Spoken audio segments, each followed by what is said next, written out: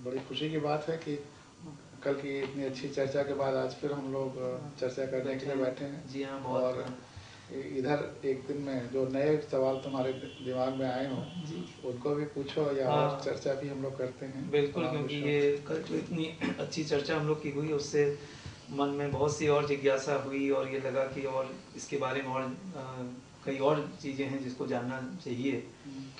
उसमें एक सवाल ये उठता है मन में कि धर्म के बारे में, कि धर्म जैसे क्या है, धर्म क्या है और धार्मिक होना क्या है, इन दोनों में क्या कैसे इसका वो होता है, इसके बारे में जैसा बताएं थोड़ा सा।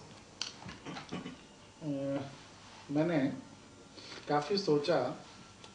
दरअसल हमारे दर्शन में जीवन के 4 पुरुषार्थ बताए गए: धर्म, अर्थ, काम और मोक्ष। जी।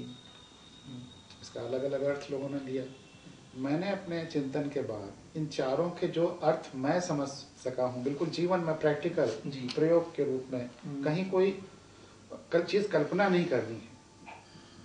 जो दिख रहा है, जो सामने है, उसके आधार पर क्या क्या हो सकता है, ये चारों, वो मैंने गहराई में सोच के जो निकाला है उसको अपनी हर किताब में करीब करीब लिखा है। तो वो तुम्हारे सामने रख देता हूँ। जी। जीवन निर्वाह के लिए जिस श्रम की आवश्यकता है वह अर्थ है। क्योंकि अर्थ तब भी था जब पूंजी नहीं थी, जब करेंसीज नहीं थी। और कैसे पैदा होता है अर्थ? श्रम से। तो जीवन निर्वाह के लिए जिस श्रम की आवश्यकता है वह अर्थ है। समाज तथा विश्व, काल और परिस्थिति से जुड़ने की सही प्रक्रिया, यही धर्म है। समाज, देश, काल से जुड़ने की जो सही प्रक्रिया है, जो पद्धति है, यही धर्म है। और सबसे सही पद्धति है क्या जुड़ने की? संवेदना के द्वारा। ये कल मैंने चर्चा में कहा था। तो दरअसल संवेदना ही धर्म बन जाती है। संवेदनशील होना ही धर्म है। धर्म के सारा रहस्य खुलता ही वही है जब संवेदना आती है। उसके अलावा फिर धर्म समझ नहीं आ सकता। मेरे गजल का 2-3 शेर तुम्हारे इस प्रश्न के उत्तर में यहीं पे कहना चाहूंगा। संवेदना ही वेद पुराण होती है। संवेदना ही वेद पुराण होती है। गौर से देखो वही कुरान होती है। गौर से देखो वही कुरान होती है। जब रूह पाक हो जाती है, जब रूह पाक हो जाती है, वही राम, वही रहमान होती है। जब रूह पाक हो जाती है, वही राम, वही रहमान होती है। और तोप तलवार बमों के जमाने में भी, तोप तलवार बमों के जमाने में भी सफल संवेदना की ही कमान होती है। सफल संवेदना की ही कमान होती है, क्योंकि संवेदना ही धर्म है। तो ये तो रहा धर्म। और इसके बाकी जो 2 बचे हैं वो भी सुन लो। 4 पुरुषार्थ हैं जी, अर्थ और धर्म की हम लोगों ने चर्चा की। अब काम क्या है? आनंद, सृजन और मनोरंजन के सम्यक और विविध आयाम ही काम है। और मोक्ष क्या है? अपने अंदर छिपी समस्त शक्तियों का आवाहन, उसको ब्लॉसम करना, बाहर निकालना, खिलने देना, और अपने को, अपना बोध करना, अपने शक्तियों को पहचानना, आत्मबोध, और उन्हें विश्व को सौंप देना, यही मोक्ष है। बहुत बढ़िया। देखिए कितनी नई परिभाषा है, लेकिन अपने अंदर जो भी शक्तियां छिपी हुई हैं उनका पहचानना, उनको खिलाना, खिलने देना, और खिलने देना विश्व के भले के लिए। विश्व को सौंप इसका मतलब ये विश्व के भले के लिए, सृष्टि के भले के लिए उनको पूर्णता प्राप्त सौंप देना, यही मोक्ष है। और हर व्यक्ति के अंदर शक्ति छिपी हुई है। और इस पर अथर्ववेद का मुझे एक मंत्र याद आता है जो इसी बात को और गहराई से कहता है कि हर व्यक्ति में कुछ न कुछ क्षमता, शक्ति छिपी है। कोई व्यक्ति बेकार नहीं है। कोई ऐसा व्यक्ति नहीं है कि जिसमें कोई क्षमता न हो या निरर्थक योग्यता न हो। अमंत्रम अक्षरो नास्त नापि मूलम न औषधम न अपि कोऽपि अयोग्यो पुरुषः योजकः तत्र दुर्लभः। इस सृष्टि में कोई ऐसी ध्वनि, कोई ऐसा अक्षर नहीं है जिसका मंत्र न बनाया जा सके। अगर भाव है जी, तो फिर तो अक्षर का महत्व नहीं है, भाव हर का अक्षर महत्व का है। मंत्र हो जाता है। जैसे राम राम भी मंत्र है और मरा मरा भी मंत्र हो जाता है अगर भाव है। वाल्मीकि का भाव था तो मरा मरा भी उनके लिए मंत्र बन गया। और वही गालियां जो पीड़ादायक होती हैं, शादी के समय जब भाव होता है तो वो आनंददायक चीजें हो जाती हैं। तो भाव बहुत महत्वपूर्ण है जिसमें हर अक्षर का मंत्र हो सकता है। और ना भी मूलम ना औषधम, इस सृष्टि में, इस धरती पर कोई भी ऐसी वनस्पति, कोई भी ऐसी जड़ी बूटी नहीं है, मूलम जड़, कोई ऐसी जड़ और वनस्पति नहीं है कि जिसमें औषधि गुण ना। सृष्टि में ईश्वर ने जो भी वनस्पति बनाई है कुछ न कुछ उसका सकारात्मक इस्तेमाल करने के लिए ही बनाया है। तो कोई ऐसी वनस्पति नहीं है जिसमें औषधि गुण न हो। न अपि कोऽपि अयोग्यो पुरुष, इस धरती पर कोई ऐसा व्यक्ति है ही नहीं जो अयोग्य हो। अगर जरूरत है योजका तत्र दुर्लभ, एक सही योजक की, एक योजनाकार की, मैनेजर की, प्लानर की दुर्लभ अगर कोई चीज है तो वो ऐसा योजक दुर्लभ है। बच्चों को यह बताने की जरूरत है आजकल, वो ऐसा योजक बने, ऐसे मैनेजर बने, वो सबकी सार्थकता समझे, चाहे वो उसी के अनुसार ध्वनि हो, मंत्र हो, वनस्पति हो, प्रकृति हो या व्यक्ति हो, सब में जो सकारात्मकता है वह ढूंढना और उस हिसाब से बनना। इस पर मुझे एक किताब याद आती है, तो चांद, पता नहीं तुम्हें मैंने दिया है कि नहीं। मैंने इस किताब की 20,000 से ज्यादा प्रतियां बांटी हैं। अपनी जितनी किताबें बांटी हैं उससे ज्यादा ये किताब बांटी है। जापान की एक लड़की ने अपने गुरु की आत्मकथा लिखी है और ये किताब मुझे किसी भी पुस्तक से ज्यादा अच्छी लगती है। दुनिया में सबसे अच्छी मुझे किताब लगती है। और इस किताब में है क्या,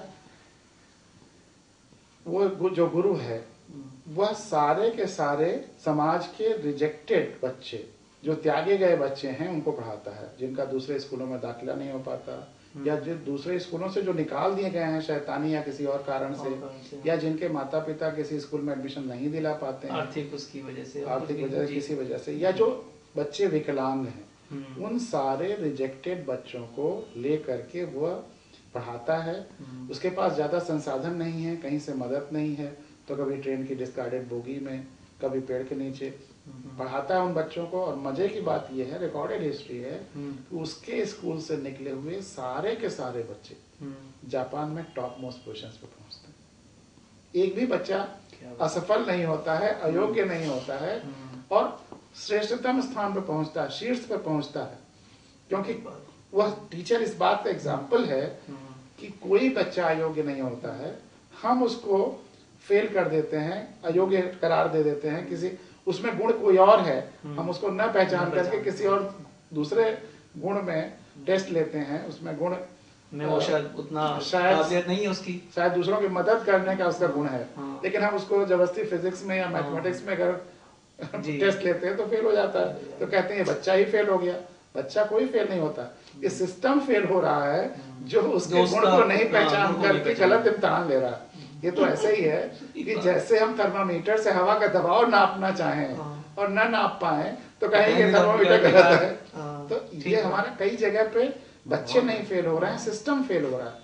अगर हम सही जान लें इस चीज को कि क्या है मोक्ष, क्या है अपने को खिलाने का, हर जब सब में योग्यता है तो हर एक को खिलना चाहिए, ब्लॉसम करना चाहिए, क्योंकि संसार को फिर वो उसी हिसाब से अपना कंट्रीब्यूशन, तो खास करके एजुकेशन सिस्टम को, पेरेंट्स को जरूर इस चीज को समझना चाहिए कि हर बच्चा कैसे मोक्ष प्राप्त करे।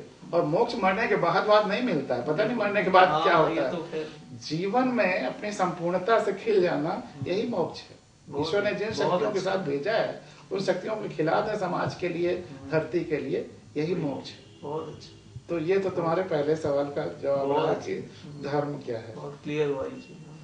और उसके साथ साथ ये बाकी चीजें भी मैंने जोड़ करके बताई, तो उससे और स्पष्ट हुआ ना। इसके साथ दूसरा क्या था, दूसरा हिस्सा क्या था, धार्मिक होना। धार्मिक होना क्या, आजकल लोग कहते हैं कि धार्मिक हैं, बहुत। तो धार्मिक होना सही अर्थों में तो यही है, जिसमें संवेदना हो वो धार्मिक है। हाँ बिल्कुल, बस तो दोनों का ही एक ही है एक्चुअली। जो इन अर्थों में धर्म को समझता है, उस अनुसार जीवन को आगे बढ़ा रहा है, अपनी संवेदना के साथ सबसे कार्य व्यवहार कर रहा है, वही धार्मिक है। वही धार्मिक है, बिल्कुल।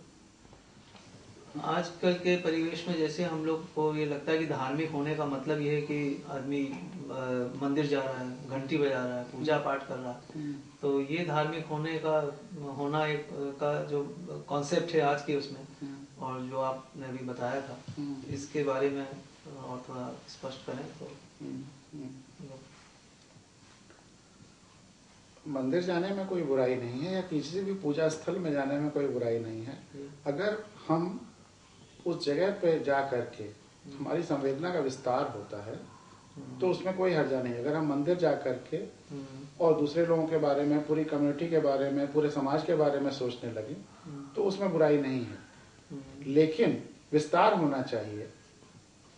मेरी एक गजल का शेर है कि महज दीवारें रह जाती हैं वे मूर्तियां जिन्हें हम पूजते हैं, महज दीवारें रह जाती हैं वे मूर्तियां जिन्हें हम पूजते हैं, यदि उनसे होकर, उन मूर्तियों के माध्यम से यदि उनसे होकर पूरी कायनात हमें देती दिखाई नहीं। यदि जिसको हम, जिस मूर्ति को या जिस देवालय को या जिस पूजा स्थल को हम पूजने जाए हैं, अगर वो एक खिड़की बन जाती है जिससे हमें पूरी कायनात दिखती है, पूरा समाज दिखता है, पूरी धरती दिखती है, और उससे हमारी संवेदना महसूस करते हैं उससे, तब तो वो पूजा सार्थक है, अन्यथा नहीं।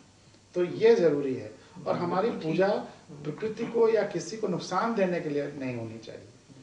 जैसे आजकल तमाम सारा हम पूजा करते हैं, मूर्तियां बनाते हैं तरह तरह की, गणेश उत्सव में और दुर्गा उत्सव में मूर्तियां, और फिर ले आकर के उन्हें नदियों में डाल देते हैं, कितना उससे, और या फिर उन मूर्तियों या उस समय ऐसा प्रदूषण करते हैं ध्वनियों का, इतने जोर जोर से शोर करते हैं कि बगल में बीमार हो या बच्चे इम्तिहान के लिए इनको परेशानी हो, बहुत होता है। तो यह सब तो किसी तरह का धार्मिकता की पहचान नहीं है, बिल्कुल। ये सब तो बिल्कुल त्याज्य है, और इसको जितनी जल्दी छोड़ दिया जाए वही अच्छा। ये तो मुझे लगता है धर्मांध होना है।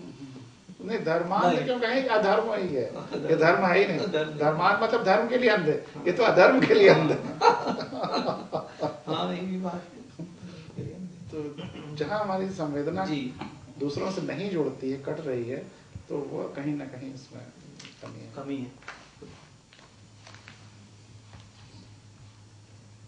और एक बहुत ही महत्वपूर्ण हमें लगता है कि एक मनुष्य के का बहुत महत्वपूर्ण वो है फीलिंग, जिसको कह सकते हैं कि ईगो, कि ईगो की वजह से हमें जो लगता है कि ईगो इतना बड़ा अपने आप में एक फैक्टर है जिसकी वजह से बहुत मनुष्य को बहुत तकलीफ उठानी पड़ती है, और उस मनुष्य के ईगो की वजह से अन्य लोगों को भी बहुत तकलीफें होती हैं। तो ईगो को कैसे, एक तो ये कि ईगो एक्चुअली है क्या, ईगो में आदमी क्या अपने को महसूस करता है, और दूसरा ये कैसे खत्म हो, कैसे कम से कम खत्म ना हो तो कम हो, जिससे कि कम वो अपने प्रैक्टिस से कैसे भी कम करके उसको ऐसा रखे कि भाई दूसरे के प्रति जब वो बात करे या दूसरे के प्रति उसका वो हो तो ईगो बीच में ना आए। मतलब है कि ईगो लेस जिसको कह सकते हैं कि मनुष्य को ईगो लेस होना चाहिए। कैसे इसमें वो प्रयास करे कि वो ईगो उसको ना बनो उसमें ये भाव ईगो का। बहुत अच्छा सवाल है ये। और जैसा कि पिछली वाली चर्चा में हमने कहा था कि जब संवेदना के विस्तार के द्वारा व्यक्ति कायनात तक को एक्सटेंडेड बॉडी अपना मान सकता है, अपने शरीर का विस्तार मान सकता है, उसमें रास्ता संवेदना के द्वारा है, और अहंकार या ईगो ही सबसे बड़ी बाधा है। उसका विस्तार ही वहीं रुक जाता है जहाँ ईगो आ जाता है। ईगो, अहंकार का मतलब ये है कि संवेदना के विस्तार में बाधा, एक दीवार खड़ी हो जाती है। जब हम अपने को सबसे अलग मानने लगते हैं वहीं अहंकार आता है। अगर हम सबसे जुड़ाव में हैं तो अहंकार किस बात का? हाथ अगर इस शरीर का हिस्सा है तो इसको अहंकार किस बात का? चाहे आंख की बात कहो, चाहे नाक की बात कहो, शरीर के किसी हिस्से की बात करो तो हाथ सोचेगा मेरी ही बात हो रही है। जुड़ाव, जब तक जुड़ाव है, संवेदना है, बिल्कुल, तब तक तो इसका कई अलग अस्तित्व की बात ये नहीं करेगा। जब हाथ में अपने में अहंकार आ जाए कि मैं सबसे जरूरी हिस्सा हूँ शरीर का, और अगर सारे अंग शरीर के अपने को ही इतना जरूरी महसूस करने लगे तो एक कॉन्फ्लिक्ट हो जाएगा और कोई किसी के लिए कुछ नहीं करेगा, एक तरह से फंक्शन ही शरीर का रुक जाएगा। तो इसलिए अहंकार कहीं ना कहीं पूरे इस जो सिस्टमेटिक फंक्शन हो रहा है समाज का या धरती का या सृष्टि का, उसमें रुकावट पैदा कर देगा। जब सब एक दूसरे से जुड़े हुए संवेदनात्मक रूप से और एक दूसरे का हिस्सा मानेंगे, तब सब फंक्शन एक दूसरे के लिए करेंगे, एक दूसरे के हार्मोनी में फंक्शन करेंगे। तो उसमें तो ईगो खत्म ही हो जाएगा। ईगो खत्म हो जाएगा। लेकिन जब हम मानेंगे हम ही सर्वश्रेष्ठ हैं, तो फिर संकट शुरू हो जाएगा, एक दीवार खड़ी हो जाएगी और ये अहंकार नॉर्मल रूटीन फंक्शंस में बाधा पैदा करेगा। इसी से जुड़ा हुआ ये है कि अहंकार तो नहीं होना चाहिए, लेकिन स्वाभिमान होना चाहिए। अब तुम कहोगे कि अहंकार और स्वाभिमान में क्या अंतर है? बहुत गहराई से सोचने के बाद ये आया कि इस हाथ को इतना तो फीलिंग होना चाहिए कि वह बाकी सबसे जुड़ा हुआ है जी। इसका ये फीलिंग कि हम सबका हिस्सा है, ये है इसका स्वाभिमान है। अब अगर इसको कोई इतना तिरस्कृत करे कि शरीर के बाहर का मानने लगे, तो इसका मतलब कि इसके स्वाभिमान पे आहत हो। जब इसकी सेंसिटिविटी को ही रिकॉग्नाइज न किया जाए, जब उसके जुड़ाव को रिकॉग्नाइज न किया जाए, उसको इस बॉडी से अलग मानने की कोशिश करने की जाने लगे, तो यह उसका इसका मतलब उसके आप स्वाभिमान पे चोट बिल्कुल। इसका इतना हक, इतना अभिमान तो है कि इसको इस बाकी शरीर से जुड़ा हुआ माना जाए। बहुत बहुत अच्छा। अगर इससे नीचे किया जाए, तब इसका मतलब स्वाभिमान को चोट पहुंचाया जाए।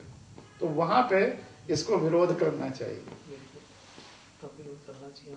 यही डिफरेंस भी हो जाएगा ईगो और स्वाभिमान। इसी चीज को फिर मैंने अपने नॉवेल में विन विन विन ऑर्फन वे में बहुत गहराई से लिखा हुआ है कि स्वाभिमान पैदा कैसे होता है। स्वाभिमान पैदा होता है संज्ञाओं के द्वारा, नाउन के द्वारा, प्रोनाउंस के द्वारा, सर्वनामों के द्वारा, विशेषणों के द्वारा, एडजेक्टिव्स, क्रिया विशेषणों के द्वारा। मैं, यह दूसरों से अलग करने का शुरुआत यहीं से हो जाती है जब हम अपने को मैं कहते हैं, सबसे जुड़ाव से अलग एक अपनी एंटिटी।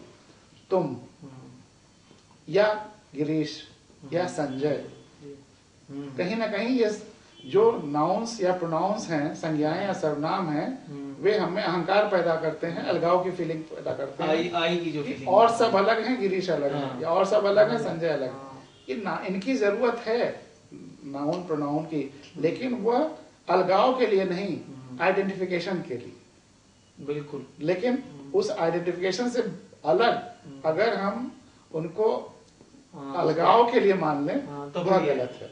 इसी तरह से विशेषण भी अहंकार पैदा करते हैं। मैं तेज चलता हूँ, मैं पढ़ने में अच्छा हूँ, मैं बड़े पद पे हूँ, ये सब अहंकार पैदा करते हैं विशेषण, बड़े, छोटे, तेज।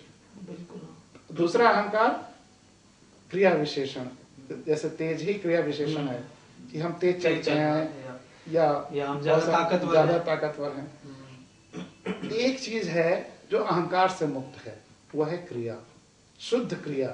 आप कार्य कर रहे हैं, उसमें कोई अहंकार नहीं है। पूरी दुनिया में अगर सारी संज्ञाएं, सर्वनाम, विशेषण और क्रिया विशेषण हटा करके इस दुनिया को देखो, केवल क्रिया देखो, सही बात है। तो तब देखो कितने, तब वो डिविनिटी नजर आती है, दैवत्व, दैवीयता नजर आने लगती है कि फिर सब कुछ एक ही है, एक ही के अलग अलग अंग हैं जो एक दूसरे में प्रोसेस हैं, क्रियाएं चल रहे हैं, क्रियाएं कर रहे हैं। तो अगर हम थोड़े समय के लिए संज्ञा, सर्वनाम, क्रिया विशेषण और विशेषणों से मुक्त होकर के दुनिया को देखने समझने की कोशिश करें, तो अहंकार से हम बहुत जल्द मुक्त हो जाए। बहुत बढ़िया। क्योंकि अहंकार वाकई में एक ऐसा वो है कि इससे बहुत तकलीफ, मनुष्य को खुद बहुत तकलीफ है इससे। बहुत बढ़िया। एक और ये प्रश्न उठता है कि मन के बारे में, क्योंकि मन से ही सारी चीजें हैं, अहंकार भी उससे रिलेटेड है और मन ही मनुष्य को चलायमान करता है। और तो मन को क्या हम कैसे इसको परिभाषित करें और मन का क्या रोल है और क्या बेहतरी के लिए सृष्टि के साथ हम समाज के साथ बेहतर तालमेल बैठा सकें, उसमें मन का कैसे उपयोग करें, इसके बारे में कुछ बता दें। अब इसमें मॉडर्न साइकोलॉजी या हमारे पुराने शास्त्र, उसमें तो कितने कितने शब्दों का इस्तेमाल किया गया है, लेकिन इन सब के सूक्ष्म विश्लेषणों में न जाकर के मोटे तौर पे हम ये समझ सकते हैं कि हमारे शरीर का वह हिस्सा या हमारे अस्तित्व का वह हिस्सा जो सोचता है, समझता है, कल्पना करता है, वह मन है। और पतंजलि के योग सूत्र में जब कहा गया कि चित्त वृत्ति निरोगः स योगः, कि चित्त की, मन की वृत्तियों का जब निरोध कर दिया जाए, रोक दिया जाए, वो योग है। मैं नहीं जानता हूं कि वो संभव है कि नहीं, चित्त की वृत्तियों का निरोध, रोक देना। मैंने उसकी जगह पर जो ये संवेदना वाला प्रोसेस है, इसको फॉलो किया। और इसको बहुत आसानी से मुझे लगा कि आप जब अपने संवेदनाओं को, अपने मन के द्वारा अपने संवेदनाओं को दूसरों से जोड़ने लगते हैं, समाज से, प्रकृति से, धरती से, सृष्टि से, तो आपके चित्त में, आपके मन में और वृत्तियां आती नहीं, वृत्तियां तो खत्म, वृत्तियां अपने आप समाप्त हो जाती हैं। तो निषेध करने की जगह पे, दीवार उठाने की जगह पे इसको इतना फैला दो, सबसे जोड़ दो, तो अद्भुत आनंद आता है और उसमें कहीं कोई रुकावट है ही नहीं। बहुत बढ़िया। और उससे आपका मन भी तरोताजा हो जाता है, आनंद से भर जाता है। और ताजगी क्या है, ये ताजी हवा या शुद्ध हवा क्या है? अगर मैं तुमसे यही सवाल पूछूं कि ताजगी क्या है या ताजी हवा क्या है?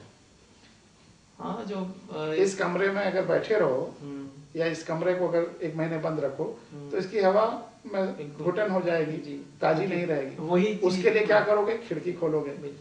खिड़की खोलने का मतलब है कि बाहर जो खुली हुई हवा जो सबसे जुड़ी हुई है, उस हवा से अपने इस कमरे की हवा को जोड़ लो। यानी कि सबसे जुड़ा होने का भाव ही ताजगी देता है। ताजगी की परिभाषा यही है कि खोल दो, सबसे जुड़ा जोड़ दो, कहीं कोई रुकावट ना हो। तो ये सबसे जुड़ा होने का भाव ही ताजगी है। तो मन को दीवार करके, निषेध करके, मुझे नहीं लगता कि ताजगी मिल सकती है या खुशी मिल सकती है। सबसे जोड़ दो बस। बहुत ठीक। लेकिन यहाँ पर एक कौशन भी है कि सबसे जुड़ा होने का मतलब ये नहीं है कि सबसे व्यवहार भी एक जैसा होगा। जुड़ाव में समरसता होनी चाहिए, लेकिन व्यवहार में तो अलग अलग होगा ही। अलग अलग अंग जैसे शरीर के सब एक दूसरे से जुड़े हुए हैं, संवेदना में जुड़े हुए हैं, सेंसिटिविटी में जुड़े हुए हैं, लेकिन व्यवहार सबका अलग अलग है। वैसे ही हमारा व्यवहार सबके पास, सबके साथ जो उचित होगा, सबके साथ वो होगा, यथायोग्य व्यवहार होगा। लेकिन अंदर की जो करंट होगी वो संवेदना के जुड़ाव के साथ ठीक। बहुत ठीक। ये बहुत अच्छा ही तो हो गया कि मन को कैसे वश में करें या मन का क्या करें, कैसे करें। तो मुझे लगता है ये संवेदनशीलता ही से, हाँ, बहुत सरल है। जुड़ाव कर लीजिए तो अपने आप आपका समस्या ही खत्म है। बल्कि वहां पे इस डिवीजन की भी जरूरत नहीं है, इस विभाजन की भी जरूरत नहीं है कि मन अलग है, बुद्धि अलग है, दिल अलग है, सब एक ही है, कहीं कोई दो नहीं है। क्योंकि ऐसा लगता है कि मन जो है ये इस तरीके का क्रियाकलाप करता रहता है। जो डिवीजन वाला पार्ट भी वो भी मन करता है। जैसे कभी लगता है कि कुछ आप एक चीज को बारे में सोचेंगे, तुरंत मन उसको मल्टीप्लाई कर देगा कि भाई अगर कुछ हमने सोचा कि भाई आज यहाँ जाना है, उस जाने से जुड़ी बहुत सी चीजें जुड़ती चली जाती हैं। तो ये लगता है कि मन का तो ये एक नेचर है, प्रकृति उसकी डिवाइड करना और उसको कॉम्प्लेक्स कर देना। और संवेदनशीलता जहाँ आई, जुड़ाव महसूस हुआ, तो उससे मन पूरा हाँ, फैल करके बिल्कुल अपने बहुत नियंत्रण में आया। जी बिल्कुल, बहुत अच्छा।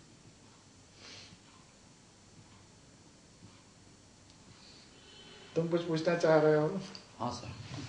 तो मैंने आप बहुत किताबें पढ़ी हैं, उसमें एक जगह मैंने आपका एक लिखा वो पढ़ा है, कविता मुझे बहुत पसंद आई थी।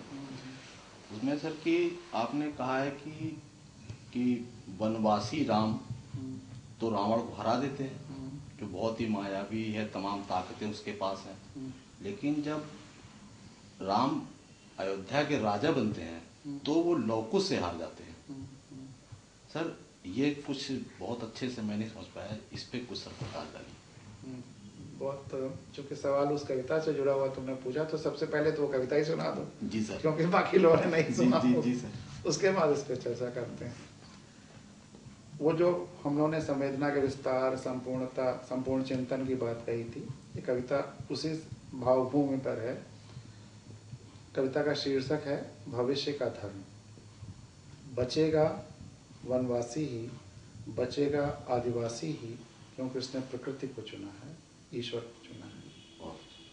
वनवासी राम तो रावण को हरा देते हैं, लेकिन अयोध्या के राजा राम को वनवासी लौकुश से हारना पड़ता है। निश्चय ही जीतेगा वन ही, बचेगा वनवासी ही, और पर्यावरण संतुलन ही होगा भविष्य का धर्म।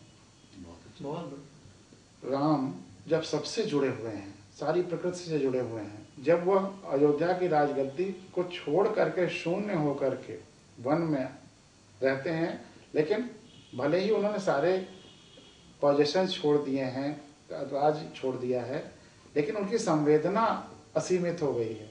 इतनी असीमित है कि पेड़ पौधों, वनस्पतियों, सबके बारे में सोचते हैं, सबसे संवाद करते हैं। एक खगमृग हे मधुकर सैनी, तुम देखी सीता मृगनैनी। जब वो सबसे जुड़े हुए हैं तो सब उनसे जुड़े हुए हैं, और सब मिलकर के उनका साथ देते हैं, वनस्पतियां, पेड़ पौधे, पशु पक्षी, और वो रावण जैसे सत्ता को हरा देते हैं। लेकिन वह जब खुद उनकी उस वन से अलग हट करके राजगद्दी तक सीमित होने लगते हैं, तो फिर वन से जुड़े हुए, सबसे जुड़े हुए, असीमित संवेदना वाले दो बच्चों से हारने लगते हैं। जब सुनामी आई तो बहुत लोगों ने हमसे कहा कि आपकी कविता का प्रैक्टिकल डिमॉन्स्ट्रेशन भी हो गया। जो उन क्षेत्रों में, सुनामी वाले क्षेत्रों में घूमने फिरने गए थे, टूरिस्ट थे, वे नहीं बच पाए, और जो आदिवासी थे वो बच गए। क्योंकि जब हम प्रकृति के साथ संवाद में रहते हैं तो प्रकृति हमारे साथ भी संवाद में रहती है, और कोई हमें खतरा आता है तो प्रकृति हमें बचाती है। इसलिए बचेगा वही जो प्रकृति से साथ जुड़ा होगा, और प्रकृति के साथ वही जुड़ेगा जिसकी संवेदना बड़ी होगी, संवेदना विशाल होगी, विस्तार होगी। तो कहीं ना कहीं संवेदना की विशालता से जुड़ा हुआ ये कविता थी, और मुझे खुशी है कि तुमको ये कविता इतनी अच्छी लगी। बहुत अच्छा था सर। अच्छा सर, इसमें ईश्वर की बात थी तो एक चीज़ और मेरे दिमाग में आती है कि शुरू से जब भी कहीं, अभी जैसे संजय जी ने कुछ धर्म की बात करी, तो उसमें एक ईश्वर का वो आया कि हम जाकर घंटी बजाएं या कुछ करें, तो ज़्यादातर ये कहा, जो ऐसे लोग पूजा पाठ कराते हैं वो कहते हैं ईश्वर को ज़्यादा वो डिफाइन नहीं कर पाते हैं, वो सिर्फ कहते हैं ईश्वर को जानना नहीं, मानना चाहिए। तो आज की जो जनरेशन है तो बिना किसी चीज़ को जानने मानने को तैयार ही नहीं है। तो हम समझते सर आप इस पर कुछ प्रकाश डालिए, जानने और मानने पर। मैंने तो कहा कि संवेदना के द्वारा ही हम पूरी कायनात और ईश्वर को रियलाइज कर सकते हैं। तो जो प्रक्रिया है संवेदना की है, और जानना, संवेदना के द्वारा जानना, यही सही रास्ता है। मानने में तो आप कुछ मान सकते हैं, आप कुछ मान सकते हैं, कोई कुछ मान सकता है, और सब में झगड़ा हो सकता है, सब एक दूसरे से लड़ सकते हैं, जुड़ाव महसूस करने लगे वो और ईश्वर है। जो संवेदना के द्वारा जब सबसे हम जुड़ाव महसूस करेंगे, हम सृष्टि से जुड़ाव महसूस करेंगे, धरती से जुड़ाव महसूस करेंगे, समाज से जुड़ाव महसूस करेंगे, तो आपसे भी करेंगे, आपसे भी करेंगे। तो सही जीने का रास्ता बताने वाली संवेदना है। मानने में खतरे बहुत हैं। एक तो एक ही चीज सच होगी, अलग अलग अगर एक ही चीज को अगर 10 आदमी अलग अलग मान रहे हैं तो इसका मतलब या तो 10 गलत हैं या कम से कम 9 तो गलत हैं। सत्य तो एक ही चीज हो सकती है। एक ही चीज को 10 आदमी अलग अलग मान रहे हैं तो कम से कम 9 तो गलत है ही, हो सकता है 10 गलत हो। लेकिन संवेदना वाला जो रास्ता है इसमें कहीं कोई सही गलत का सवाल ही नहीं है। हाँ, ये सृष्टि एक दूसरे से ऑर्गेनिक मतलब जीवंत है और हम सब उसके जीवंत अंग हैं, इसमें कहीं कोई विरोधाभास नहीं है ना कोई, इसमें कोई। तो उस सृष्टि के असलियत का रियलाइजेशन, उस रियलिटी का रियलाइजेशन, उसका एहसास बहुत ज्यादा जरूरी है और उसमें सारे झगड़े खत्म हो जाते हैं। बहुत सारे झगड़े कुछ लोगों का इसमें इंटरेस्ट होता है कि लोग लड़ते रहें और हमारा स्वार्थ सिद्ध होता रहे, लेकिन जब हम संवेदना के द्वारा सबसे जुड़ाव महसूस करेंगे तो लड़ाई का स्कोप ही खत्म हो जाएगा, क्योंकि कोई अंतर ही नहीं रहेगा ना दूसरों में। और मानने वाली बात तो ये हो सकती है कि हाथ मान सकता है कि ये सर्वश्रेष्ठ है, आंख मान सकती है कि ये सर्वश्रेष्ठ है, दूसरा अंग मान सकता है, पैर मान सकता है वो सर्वश्रेष्ठ है, तो क्या कहा जाए। लेकिन सच्चाई ये है कि सब संवेदनात्मक रूप से एक दूसरे से जुड़ा है। वही ईश्वर है जिस जो सबसे जुड़ाव महसूस हो, जो सबसे जुड़ाव महसूस करे वही ईश्वर को पहचानने की कोशिश कर रहा है। जी सर।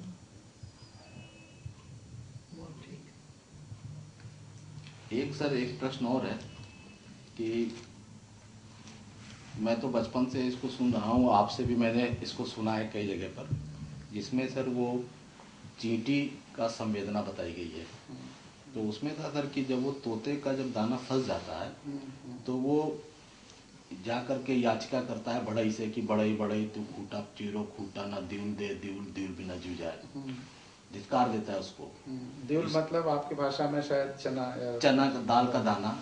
ये तो देखिए वो कहानी जो कल हम लोग चर्चा कर रहे थे उसके बारे में, वो इनके मध्य प्रदेश के आदिवासी क्षेत्रों में भी है, बहुत ही चर्चित है। तो आपने कल बताया देखिए, तो दुनिया वर्ल्ड ओवर इसका बिना मतलब कोई वो लगा पंडाल लग गया, लोग बैठ गए तो इसका जिक्र जरूर होता रहा, इस कहानी का जिक्र जरूर होता है उसका, और गा करके सुनाते हैं ढोलक वोलक बजा करके, कुछ लोग नाचने भी लगते हैं इस पे। तो इसमें एक चीज ये है सर कि जब उसने सबसे याचना करी तो सब ने उसको धिक्कारा कि उसका ये काम कोई नहीं कर सकता। वहां पर लास्ट में जब चींटी आई बीच में, तो जब चींटी से भी उसने याचना करी तो चींटी ने कहा ठीक है मेरे बस में जितना मैं करती हूँ उसको। तो वो सूंड के पास, हाथी के सूंड में वो घुसी सर। तो उसके बाद उसने जब रेंगना शुरू करा तो ये संवेदना थी कि उसने अपनी ताकत का भय दिखाया उसको, और भय से वो हाथी डरा। फिर वो नदी के पास, ये सब फिर डरते गए और डरते हुए उसका दाना उसमें से निकाला गया। तो सर ये संवेदना है या भयवश उसका काम हुआ, या जिसकी ताकत वो अलग काम इसमें सब सिद्ध हो रहा है। जहां तक चींटी का सवाल है, चींटी संवेदना की वजह से उससे आकर के तोते से पूछती है, उसके दुख का कारण पूछती है, और फिर उसके वश में जितना है उतना वो संवेदना की वजह से करना शुरू करती है। चींटी के एंगल से, चींटी के दृष्टिकोण से वह संवेदना और संवेदना के आधार पर उसके वश में जितना है उतना करना है। अब उसको दूसरे एंगल से सोचो, हाथी के एंगल से सोचो, तो चींटी का वह चलना, उससे वह भयभीत होता है कहीं हमारे नाक में, हमारे सूंड में और अंदर न चली जाए, हमें और तकलीफ ना हो। तो हाथी के लिए वो भय हो सकता है, लेकिन चींटी के लिए वो संवेदना है। किसी का संवेदना के आधार पे किया हुआ कोई कार्य दूसरों के लिए भय का कारण हो सकता है। जैसे कोई चोर कहीं चोरी कर रहा हो, लेकिन कोई उधर से गुजर जाए या कोई पुलिस वाला ही उधर आ जाए तो वो भयभीत हो सकता है। जबकि कोई उधर से जो अपने रास्ते जा रहा है, बगल से कोई जा रहा है, उसकी आहट पा करके अगर चोर भयभीत हो जाता है, लेकिन वो जो जाने वाला है वो तो पथिक है। उसी तरह से वह तो संवेदना के द्वारा कहीं ना कहीं तो उसकी इच्छा है कि हाथी अपने को परिवर्तित करे, उसके वजह से वो कार्य कर रही है। और हाथी में अगर वो भय हो जाता है और वो अपना काम करने लगती है तो चींटी का जो लक्ष्य है वो अचीव हो जाता है, वो मिल जाता है उसको। प्रबंधन का ही एक ये तो कहीं ना कहीं वो हाथी के लिए भय भी हो सकता है, लेकिन चींटी के लिए उसकी संवेदना के द्वारा किया गया कार्य। बहुत ठीक है। नहीं, बिल्कुल ये आज 40 साल के बाद मेरे समझ में आया संवेदना और भय, क्योंकि संवेदना ही सर्वश्रेष्ठ हुई सर इसके मतलब। बिल्कुल सर, संवेदना सर्वश्रेष्ठ हो सर्वश्रेष्ठ। एक और बहुत अच्छा एक प्रश्न मन में उठता है कि उसका भी उसके बारे में भी आपसे चर्चा हो, उसके बारे में आप बताएं।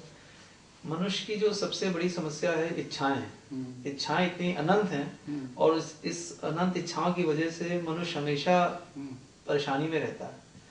तो ये इच्छाएं कैसे कम हो, कैसे इसको ऐसा रखा जाए कि भाई कम से कम हो, जिससे कि मनुष्य का दुख भी उस हिसाब से कम हो जाए।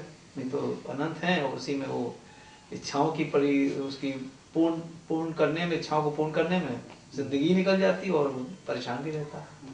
इसके बारे में एक साधारण तरीके से हम लोग को अगर समझ में आए लोग तो अच्छा रहेगा कि बहुत ही अच्छा सवाल पूछा है, अद्भुत अद्भुत तरीके से पूछा है, इसलिए कि इसका जो उत्तर मेरे दिमाग में सूझ रहा है वो तुम्हारे प्रश्न करने के स्टाइल से ही आया।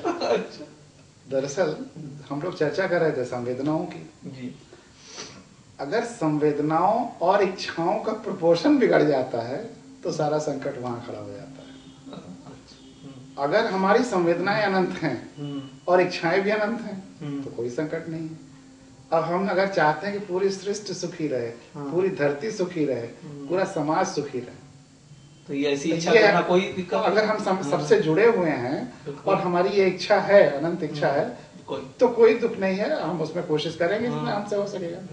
लेकिन जब हमारी संवेदना तो बहुत सीमित है, अपने शरीर तक या अपने परिवार तक या किसी खास जगह तक, किसी खास पद तक, किसी खास इम्तिहान तक, संवेदना तो वहां तक है और इच्छाएं असीमित हैं, हम उम्मीद सबसे कर रहे हैं।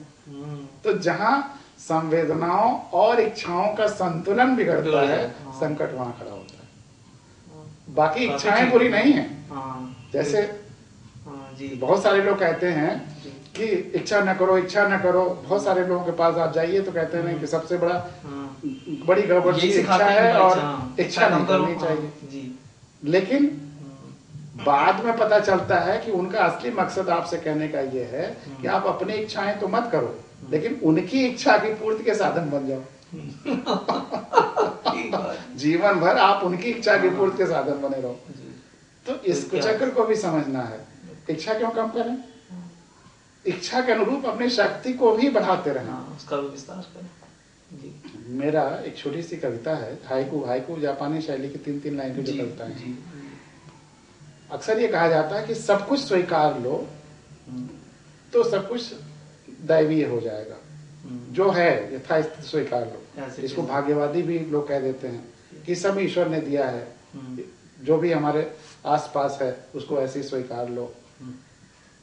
मैंने उसमें एक तीसरी लाइन जोड़ी, सब कुछ स्वीकार लो सब कुछ दैवीय हो जाएगा। ये सच है, सब कुछ स्वीकार लो सब कुछ दैवीय हो जाएगा, लेकिन स्वीकारो अपनी शक्ति को भी। वो शक्ति भी तो तुम्हें ईश्वर ने दिया है, उसके अनुरूप बदलने का। वह अगर सबके संवेदना के साथ अपनी शक्तियों का सही इस्तेमाल जब तक नहीं करोगे, वो भी तो ईश्वर ने दिया। तो पार्ट है। अगर कहीं कोई दुखी है तो उस चींटी की तरह से आप अपनी शक्ति का इस्तेमाल संवेदना के द्वारा करिए, वो इच्छा करिए। चींटी की यह इच्छा कि तोते को उसका दाना मिल जाए, ये कोई गलत बात तो नहीं थी। या अगर आप इच्छा ये करते हैं तो सही इच्छाएं करना ये बहुत जरूरी है। सही इच्छाएं जानना ये जरूरी है। और जब आपकी संवेदना जैसे जैसे बढ़ती जाएगी, विकसित होती जाएगी, वैसे वैसे आपकी इच्छाएं अपने आप सही होती चली जाएंगी। फिर गलत इच्छाएं पैदा ही नहीं होंगी। मेरे ख्याल से इसका मतलब ये हुआ कि जो चीज आप स्वार्थ के लिए, स्वार्थ पूर्ति के लिए कर रहे हैं, फिर स्वार्थ रह ही नहीं जाएगा। सब कुछ तो जुड़ा हुआ नहीं। जैसे सेल्फ के लिए अगर आप सोच रहे हैं तो वो तो स्वार्थ, तो आपका सेल्फ इतना बढ़ जाता है। हाँ, बस वो विस्तार के हिसाब से अगर करें तो फिर अपने आप खत्म हो जाएगा। बहुत ठीक है, तो इसमें कहीं कोई संकट नहीं है। बिल्कुल, बहुत ठीक। और सबसे बड़ा गुण अगर किसी में कुछ है तो वो संतुलन है। और जरूरी भी है, ये संतुलन बनाए रखना मेरे ख्याल से बहुत जरूरी तो है। इसलिए जीवन में संतुलित संतुलन होना इच्छाएं ही करना चाहिए। बहुत जरूरी है। सर ये संतुलन क्या है और इसको जीवन में कैसे लाया जा सकता है? आपने जो प्रश्न छेड़ा इससे मुझे स्वामी रामकृष्ण परमहंस की याद आ गई। उनका एक एपिसोड है, एक कथा है, प्रसंग है, वो अद्भुत है इस मामले में। आप जानते हैं कि हावड़ा साइड में नदी के किनारे उनका आश्रम था। एक शिष्य उनका कलकत्ता से रोज नाव से उनके पास आता था। एक दिन वो आ रहा था नाव में, किसी ने रामकृष्ण परमहंस को कुछ बुरा भला कह दिया। वह शिष्य इतना उत्तेजित हो गया कि वो लड़ने को तैयार हो गया। उस लड़ाई में नाव डगमगाने लगी, बाकी सारे पैसेंजर्स यात्रियों को भी डूबने की स्थिति हो गई। बड़ी मुश्किल से दोनों का झगड़ा छुड़ाया गया। जब ये बात स्वामी रामकृष्ण परमहंस को पता चली तो इन्होंने उस शिष्य को बुलाया और कहा कि तुम क्यों झगड़ रहे थे? तो उसने बताया कि मेरे सामने आपको कोई बुरा भला कहे मैं बर्दाश्त कर सकता हूँ क्या? तो इन्होंने कहा कि ईश्वर, लोग तो ईश्वर को भी बुरा भला कहते हैं, तो इसमें कौन सी बात है? उनके बुरा भला कहने से तो मैं छोटा बड़ा हो नहीं जाता। तो तुम्हें शांत रहना चाहिए। कोई मुझे कुछ भी कहे तो उसको बर्दाश्त कर लो, इस तरह से उत्तेजित होने की जरूरत नहीं है। एक दूसरे स्थिति में एक दूसरा शिष्य एक सभा में था, जिसको इस पहले वाले प्रसंग की जानकारी नहीं थी। वहां पर उस सभा में स्वामी रामकृष्ण परमहंस को कुछ बुरा भला कहा। वह शिष्य वहां पर कुछ नहीं बोला। जब ये बात रामकृष्ण परमहंस को पता चली तो उन्होंने उसको बुलाया कि तुम्हारे सामने तुम्हारे गुरु को बुरा भला कहा जा रहा था और तुम बोले क्यों नहीं? तुमको सही बात तो कहनी चाहिए थी, सच्चाई को तो कहनी चाहिए थी, और इस तरह से चुप रहना ठीक नहीं है। तो एक तीसरा शिष्य जो दोनों स्थितियों, दोनों प्रसंगों को सुन रहा था, उसने कहा गुरुजी, आपने पहले वाले को कहा था उत्तेजना नहीं करनी चाहिए और दूसरे वाले को कह रहे हैं कि आपको चुप नहीं रहना चाहिए, उत्तेजित होकर के अपनी बात कहनी चाहिए। तो उन्होंने कहा कि बात हमारे बुराई और उसकी नहीं है, बात यह है कि मुझे दोनों के व्यक्तित्वों में संतुलन लाना है। पहले वाला इतना ज्यादा उत्तेजित हो जाता है कि वो अपना और सभी लोगों के जीवन को संकट में डालता है, तो उसकी उत्तेजना को शांत करने का गुण सिखा रहा था। और पहला वाला बिल्कुल ही नहीं उत्तेजित होता था, चाहे उससे गुरु को भी, तो उसमें उत्तेजना भर रहा है। भी चाहिए, तो कूल भी चाहिए, कूल भी चाहिए। तो बैलेंस। तो जिंदगी में जितने भी गुण हैं वो तभी ठीक है जब संतुलित है। बिल्कुल। आपके शरीर के जितने पैरामीटर, चाहे ब्लड प्रेशर हो, चाहे ब्लड का कोई टेस्ट हो, सब एक रेंज में ही सही है। उससे कम में भी गड़बड़ है, उससे ज्यादा भी गड़बड़ है। तो इसलिए ये संतुलन बहुत जरूरी है। जब तक संतुलित नहीं होगा सारी चीजें, तब तक वो आनंदकारी नहीं होगा। वही मैसेज दिया रामकृष्ण परमहंस जी ने कि हर पैरामीटर को संतुलित रखना है, और सच्चा गुरु वही है जो संतुलन सिखाए। जो टीचर एक ही कसौटी से सारे बच्चों को कसने लगते हैं, वो गलत हैं। हर बच्चे को ध्यान से देख करके समझने की जरूरत है कि किसको किस चीज की जरूरत है, किसको किस मनोभाव को देना है कि और संतुलित हो जाए, इसमें किस ज्ञान को और देना है कि संतुलित हो जाए। एकांगी नहीं बनाना है, सब में संतुलन दे, संतुलित रखना है। मेरे ख्याल से इसमें बुद्ध ने भी बड़ा अच्छा, इसीलिए मिडिल पाथ, बुद्ध का मिडिल पाथ इसीलिए जो कहा मध्यम मार्ग है, मध्यम मार्ग, और सोक्रेटिस का जो गोल्डन मीन है जी, वो इसी संतुलन की तरफ इशारा करता है। बात है, बुद्ध ने भी यही कहा। अंततः सुख का मार्ग, आनंद का मार्ग मध्यम मार्ग ही है या गोल्डन मीन है सोक्रेटिस। क्योंकि बुद्ध ने भी दोनों एक्सट्रीम्स देखे। एक तरफ तो एकदम अपना ऐसा कर लिया, और उन्होंने बड़ा अच्छा प्रसंग भी किसी राजा की उसमें कहा कि वो राजा को उन्होंने कहा कि बड़ा अच्छा प्रसंग है, छोटा सा। राजा बड़ा भोग विलास में रहता था, तो उसको कहा कि लोगों ने कहा कि इसको राजा को समझाइए, तो बहुत ही भोग विलास में रहते हैं। तो बुद्ध ने उनको जब उपदेश दिया तो वो इतना ज्यादा वो उनसे प्रभावित हो गए कि वो बुद्ध की भांति एकदम त्याग करके हर चीज, और इतना कि अपने शरीर को कष्ट देने लगे, इतना कष्ट देने लगे कि मरने पर आ गए। तो फिर लोग बुद्ध के पास गए कि साहब आपने उनको ऐसा सिखा दिया, अब तो एकदम मरने को तैयार हो गए। तो फिर बुद्ध गए, उन्होंने उनसे कहा कि हमने सुना है तुम बहुत अच्छा सितार बजाते थे। तो बोले हाँ बजाते हैं। कहने सितार में कैसे ध्वनि निकलती है, अगर हम उसको बहुत टाइट कर दें तो ध्वनि कैसे निकलेगी?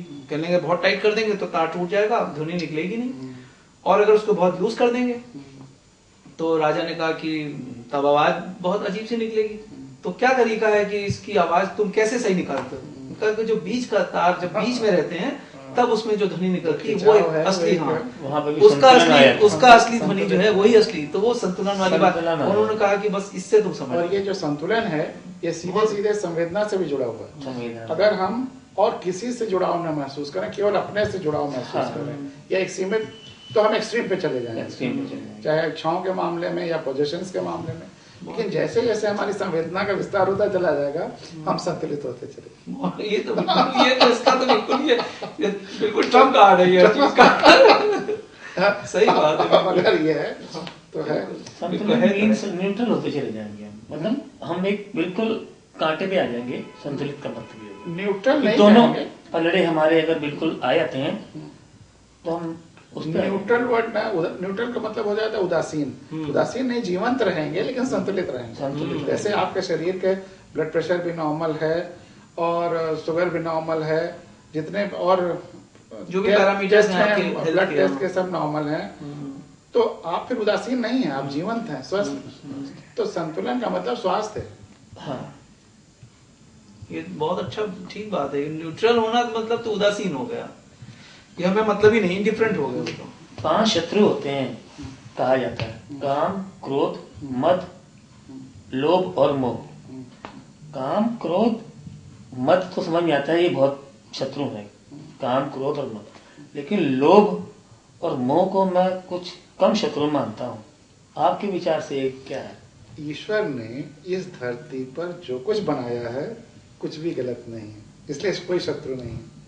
लेकिन वही बात, अगर आप असंतुलन किसी के पक्ष में करते हैं, एक्सट्रीम पे जाते हैं, चरम पे जाते हैं, तो वो शत्रु जैसा नुकसान, इसलिए लगता है कि नुकसानदेह हो जाता है। लेकिन अगर संतुलित रखा जाए तो ये ठीक तो है। काम भी, और अगर काम भी शत्रु नहीं है। जिन चीजों को कहा है, अगर उसको वाकई शत्रु मान के पूरी दुनिया छोड़ दे, त्याग दे, तो दुनिया नहीं चलेगी। 5-10 साल में दुनिया खत्म हो जाएगी। इसलिए संतुलन ज्यादा जरूरी है, ना कि उनको संतुलन करनी। तो लोभ भी खराब है, फिर मोह भी खराब, मोह भी खराब है। ज्यादा बच्चों से मोह करना भी फिर खराब है।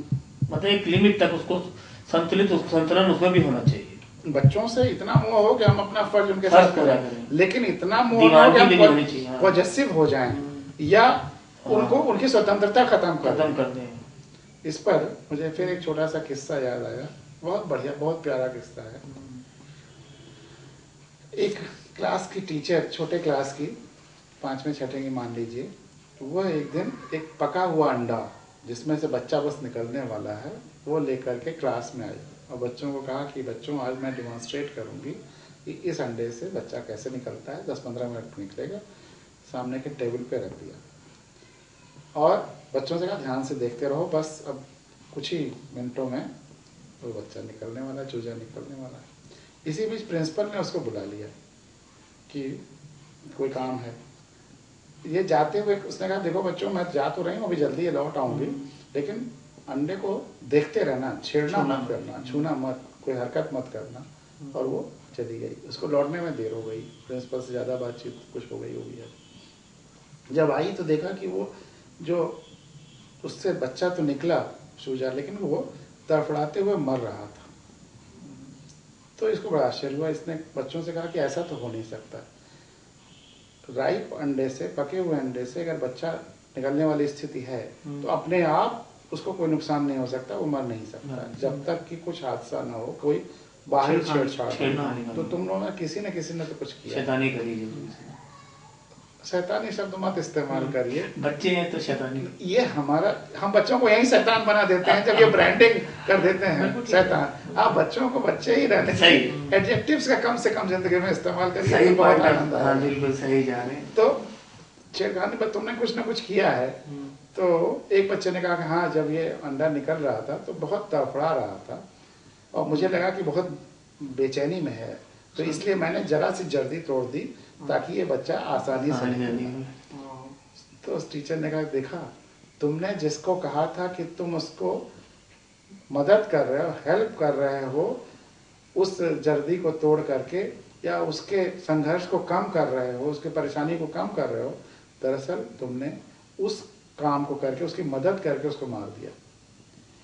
जिसको तुम उसका संघर्ष कर रहे समझ रहे थे, तड़फड़ाना समझ रहे थे, दरअसल वह उसके जीवन के विकास की प्रक्रिया थी, प्रोसेस। प्राकृतिक वो उसी के माध्यम से ग्रो कर रहा था, एनर्जी ले रहा था, बढ़ रहा था, एक्सरसाइज कर रहा था। वो उसकी और जर्दी की जो जद्दोजहद थी, वो उसके जीवन की एक शक्ति उसे दे रही थी। और तुमने उसको मदद के नाम पे उस जो जीवन के संघर्ष को बदल दिया, उसको मार दिया। ट्रेजेडी ये है, दुख ये है कि ज्यादातर हम पेरेंट्स या टीचर्स अपने बच्चों को या अपने आसपास के लोगों को अति सुविधा दे करके उनके जो जीवन के संघर्ष को कम करते हैं, कहीं ना कहीं उनके जीवन को मार रहे हैं। गहराई से समझने की जरूरत है। डिमांड्स पूरी करके उसको हम लोग जो है बहुत बढ़िया, वाकई में बहुत अच्छा। ये बड़े बड़े राजा महाराजा अपने बच्चों को इसीलिए भेजा करते थे ऋषि मुनियों के पास कि उनको तप से, कठिनाइयों से सोना बना दो, तपने से ही बच्चा सोना बनता है। हम लोग उसको लेकिन वह तपाना भी कैसा हो, उस पे कबीर का संतुलन उसमें भी चाहिए। कबीर का वो दोहा, वह तपाने के लिए भी और संतुलन के लिए भी अद्भुत है। उससे बढ़िया कैसे हमको किसी को पालन पोषण करना चाहिए या सिखाना चाहिए, एज ए ट्रेनर या एज ए मैनेजर हमारा रोल क्या होता है, उससे बड़ा दोहा मैंने या उससे बड़ी सीख मैंने कहीं नहीं। शुरुआत ही हम लोगों ने इसी से बात करी, और वो है कि गुरु कुम्हार शिष्य कुंभ है, गढ़ी गढ़ी काढ़े खोट। सुना होगा, गुरु कुम्हार शिष्य कुंभ है, गढ़ी गढ़ी काढ़े खोट, और अंदर हाथ सहार दे, बाहर बाहर चोट। मतलब जो गुरु है या जो किसी को कोई शेप देना चाहता है, चाहे मैनेजर हो करके या पेरेंट हो करके या किसी ऑर्गेनाइजेशन का हेड हो करके, या जो भी किसी में कोई परिवर्तन लाना चाहता है, कोई कुछ बनाना चाहता है, कोई रचना करना चाहता है, वह कुम्हार की तरह है। और जिस चीज में परिवर्तन लाना चाहता है या जहां रचना चाहता है, वह घड़े की तरह है, मिट्टी के लोंदे की तरह है जिससे घड़ा बनने वाला है। लेकिन गुरु क्या करता है कि बाहर से जब चोट देता है तो अंदर से खुद अपने हाथ का सहारा भी देता है। और सारी चोट जो बाहर है वो घड़ा नहीं सहता है, वो मिट्टी नहीं सहता, हाथ सहता है। उसी का एक हाथ उस चोट को सह रहा होता है। तो अगर हम किसी में कोई परिवर्तन लाना चाहते हैं तो हमें साथ में, चोट हमें को सहनी, हमें साथ में इतनी ही चोट उसे देनी है जितना हम बर्दाश्त कर लें। अगर वह लोग ऋषियों के आश्रम में भेजते थे तो ऋषि भी इस बात को वॉच करते थे, सही ऋषि को वॉच करना चाहिए कि बच्चे को जो भी तकलीफ है या असुविधा दी जा रही वो उतनी ही हो जो वह बर्दाश्त कर सके, और ये खुद उस चोट को बर्दाश्त कर सके, उससे ज्यादा नहीं तो फिर वो प्रताड़न हो जाएगा। प्रताड़न में वो बर्तन और शिक्षा में अंतर यही है कि शिक्षा की जो चोट है, जो पीड़ा है, वह गुरु को या जो भी मैनेजर है उसको खुद बर्दाश्त करनी होती है। लोग जनरली उसके हाल पे छोड़ देते हैं, उस पीड़ा को खुद नहीं महसूस करते। मुझे याद आता है, हम लोग तो बचपन में गांव में थे, शहर से 40 किलोमीटर दूर 5 किलोमीटर पैदल चल करके, चाहे वो धूप हो चाहे बरसात हो, तब रेलवे स्टेशन जाते थे और उसके बाद फिर ट्रेन पकड़ करके शहर में जहाँ भी पढ़ने जाना होता था। सुख सुविधा की इच्छा कि हम लोग भी चाहते थे कि नहीं धूप में न जाना हो, कल की ट्रेन से चले जाएंगे। लेकिन अगर स्कूल खुल रहा है, शहर में जाना है, तो मदर जबरदस्ती जिद करके उस धूप में भी हम लोगों को स्कूल भेजती थी कि जाओ 5 किलोमीटर पैदल चल करके और ट्रेन पकड़ो। या। लेकिन अगर चाहे तेज धूप हो या बारिश हो, 5 किलोमीटर जाने में अगर 1.5 घंटे लगने हैं तो 1.5 घंटे हम लोगों को भेज करके और वो खुद आंगन में खड़ी रहेंगी कि हमारा बेटा जा रहा है, तो चोट हम भी बर्दाश्त वो कर। भी सफर कर लिया। और जब हम लोगों को इसको पता चलता था तो फिर हम लोगों का आलस खत्म हो जाता था। वो भी ट्रेवल करती है आपके साथ। वो भी हमारे साथ वहीं पूरी ट्रैवल करती है। नहीं, ट्रेवल नहीं, वहीं आंगन में खड़े खड़े उसको बर्दाश्त करती थी। हाँ, तो वो जो दीवार तपस्या वो है, आपसे जुड़ जाती है और वो अभी उस कष्ट को समझती है। तो वो सहारा बहुत जरूरी है।